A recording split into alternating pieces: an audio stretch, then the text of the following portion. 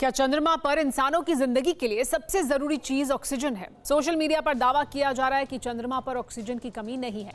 इतना ऑक्सीजन है कि 8 अरब लोग भी चांद पर पहुंच जाएं तो 1 लाख साल तक ऑक्सीजन का भंडार खत्म नहीं होगा। लेकिन इन दावों को पढ़ने वालों के मन में यही सवाल है कि अगर चंद्रमा पर ऑक्सीजन है तो फिर चांद पर जाने वाले अंतरिक्ष यात्री ऑक्सीजन अपने साथ क्यों लेकर जाते हैं?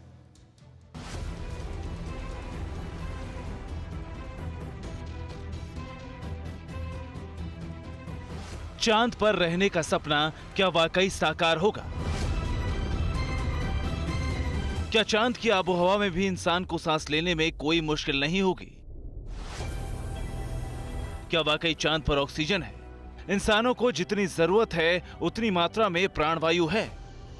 अचानक चांद को लेकर हुई एक नई खोज की चर्चा हो रही है।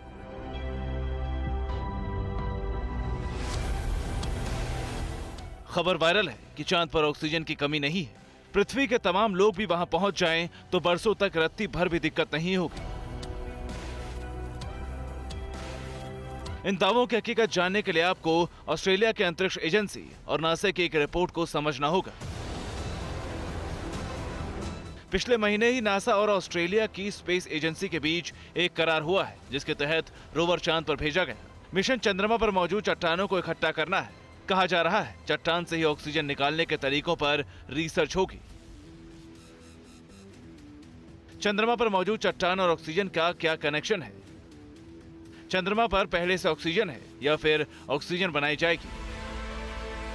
अब तक हुई रिसर्च के मुताबिक चंद्रमा पर हाइड्रोजन, नियॉन और आर्गन है।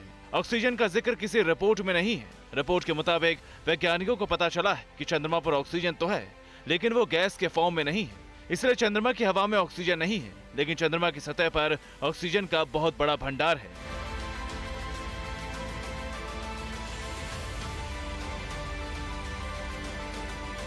चंद्रमा पर मौजूद चट्टान धूल के नीचे पर्याप्त ऑक्सीजन है। यानी अगर चंद्रमा की सतह पर मौजूद ऑक्सीजन को गैस फॉर्म में लाने की तकनीक तैयार हो जाए तो चंद्रमा पर भी ऑक्सीजन की कमी नहीं रहेगी। चंद्रमा पर सिलिका, एल्यूमिनियम और आयरन है।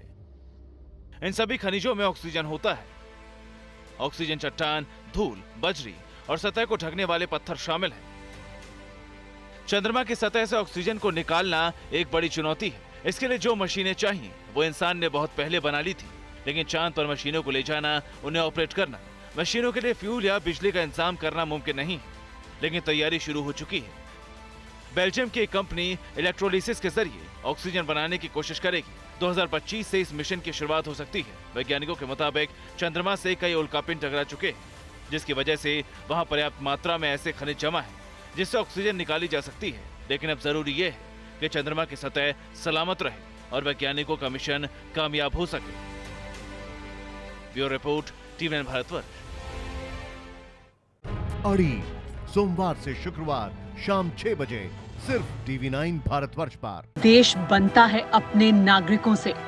ऐसे नागरिक जो अधिकार के साथ कर्तव्य पर भी ध्यान दें, जो सच्चाई का आदर करें लेकिन असत्य से लड़ना भी सीखें, जो सिर्फ जानकार न बने बल्कि जागरूक भी रहें। इस काम में टीवी9 डिजिटल है आपका मददगार लगातार, ताकि आप भीड़ का हिस्सा न बने बल्कि राह दिखाएं भीड़ को। देखते रहिए टीवी9 डिजिटल।